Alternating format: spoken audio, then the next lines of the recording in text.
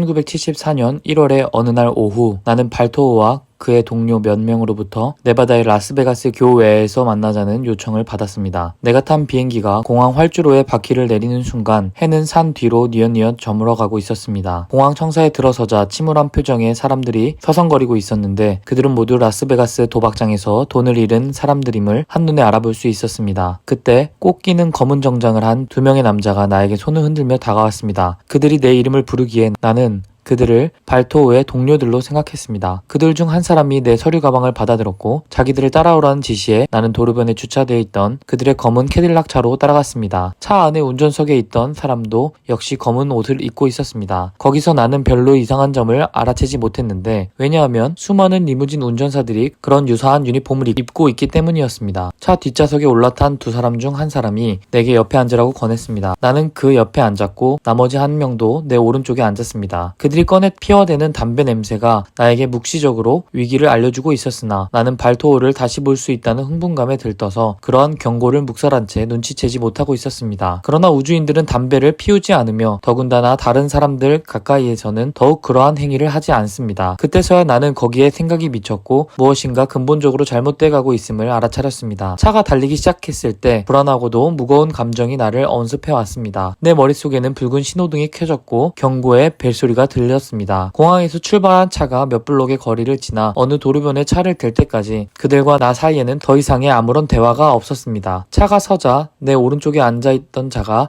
입을 열었습니다. 내려. 그가 차에서 내렸고 내 가슴은 터질 것처럼 빠르게 두근거리기 시작했습니다. 내가 차에서 내리지 않고 버티고 있자 내 뒤쪽에 있던 남자가 차 문짝을 붙잡고 단단한 구두발을 그대로 뻗어 내 옆구리를 가격했습니다. 그러자 나는 사막의 땅바닥에 얼굴을 처박을 정도로 나뒹굴었습니다. 그리고 즉시 두 명이 나에게 덤벼들었습니다.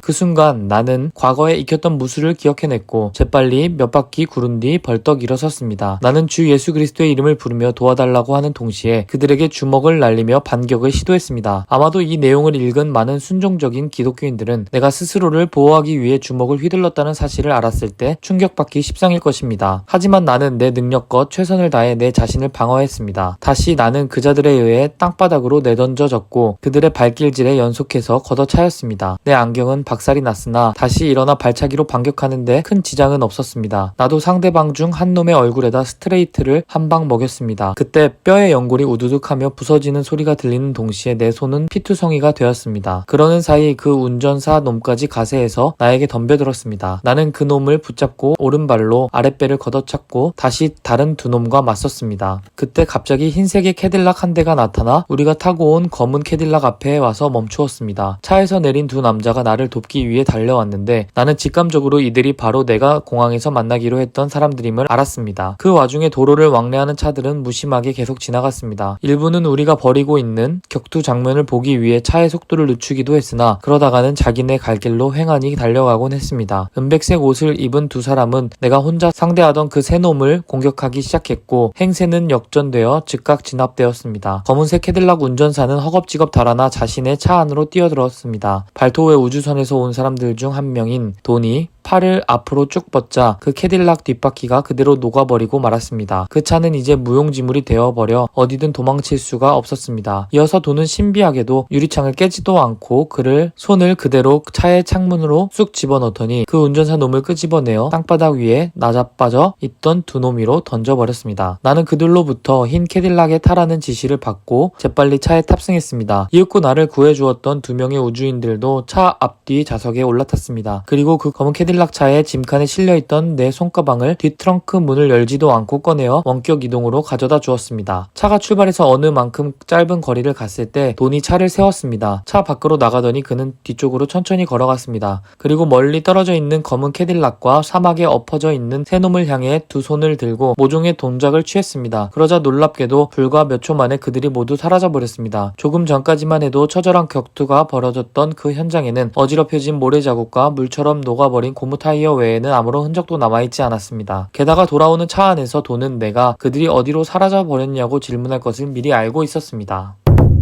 내가 묻자 그는 이렇게 대답했습니다. 프랭크, 그들은 현재 단지 다른 장소로 옮겨졌다고만 말해야겠군요. 차는 다시 출발했고 우리는 네바다의 핸더슨을 향해 계속 달렸습니다. 차 안의 분위기는 매우 화기애애했고 정겨운 대화가 이어졌습니다. 내 뒷좌석 옆에 앉은 사람은 나중에 알기로는 이름이 손이라고 들었고 돈과는 형제간이며 또한 발토의 동생이라고 했습니다. 나의 오른손은 아직도 피가 흘러나오고 있었습니다. 게다가 내 몸은 큰 트럭에 들여받친 것 마냥 통증으로 괴로웠으나 그럼에도 우리는 즐겁게 대화를 나누었습니다. 손은 자기 주머니에 손을 넣더니 아까 격투 도중에 땅에 떨어뜨린 손상된 나의 지갑을 꺼내 보여주었습니다. 또한 그는 우그러진 내 안경테도 가지고 있었는데 우리가 우주선에 도착할 때쯤이면 두 가지 모두 원상태로 수리될 것이라고 말했습니다. 고맙게도 그는 자기의 손을 내 머리 위에 얹고 하나님의 치유 에너지가 내 신경계에 작용하여 신속히 회복될 수 있도록 기도해 주었습니다.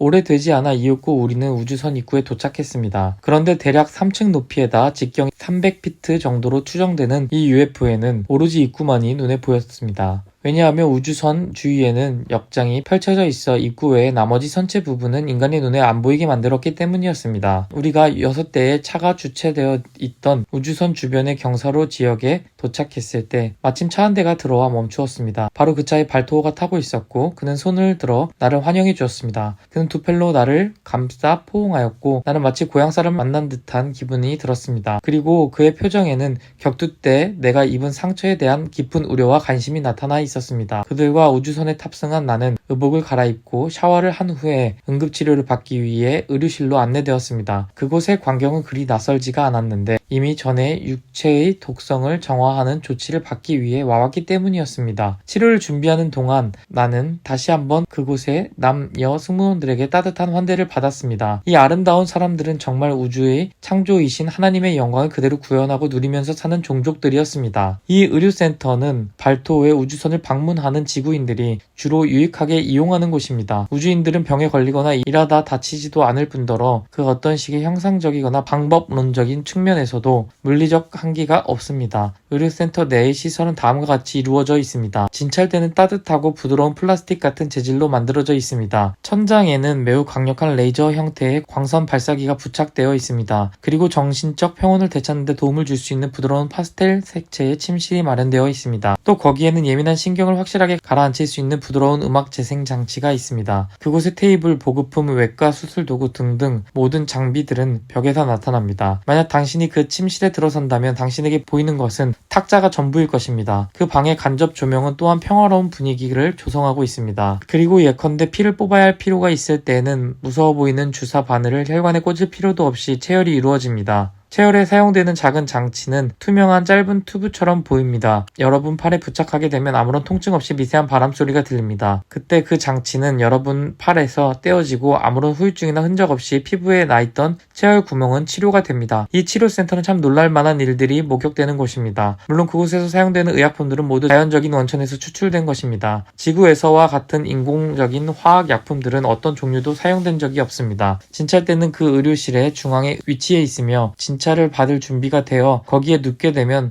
그것은 당신의 신체 지수에 꼭 맞게 조절이 됩니다. 또 당신이 혹시라도 움직일 때는 언제나 거기에 따라서 진찰대 윗부분이 조정됩니다. 만약 예를 들어 진찰대 근처에 있던 누군가가 자신의 손을 누워있던 당신 옆에다 갖다 댄다면 진찰대는 저절로 그 손의 압력과 사이즈에 맞게 조절될 것입니다. 인체 스캔 장치는 경이롭기만 합니다. 그것은 벽에서 나타나서 당신 몸을 머리에서 발끝까지 훑고 지나간 뒤 훑어 올라갑니다. 이 인체 스캔 장치가 벽에서 나와 작동될 때는 그 전체 상황이 약정 화면을 통해 그대로 나타내 보여주는 것입니다. 이것을 의사가 재빨리 읽고 진단을 내립니다. 그러고 나서 치료 방법을 신속하게 논의한 후 즉각 의료 조치가 시행되는 것입니다.